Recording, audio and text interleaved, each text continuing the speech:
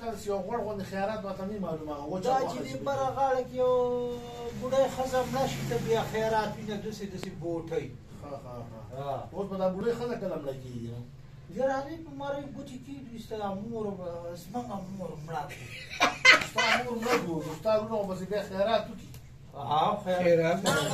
نقده میخه ده نقده میخه کور کې ولاړه ده لکه هلکه دا خبره صحیح ده نو څنګه چې د شیخه په موږ باندې نو بیا غوښې خوري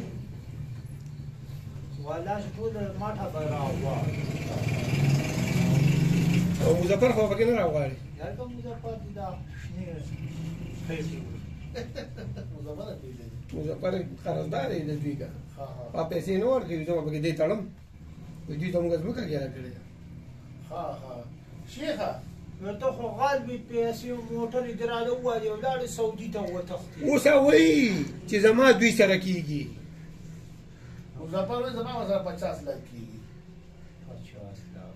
دا ځمکه وایي زمونږ د هغې په کاغذونو کې د هغې ده کاغذونو کې ده ته واشه چې جان زیب ته پې دا ملا ماتې ته به بیا وګورې که نه لږ وخت دی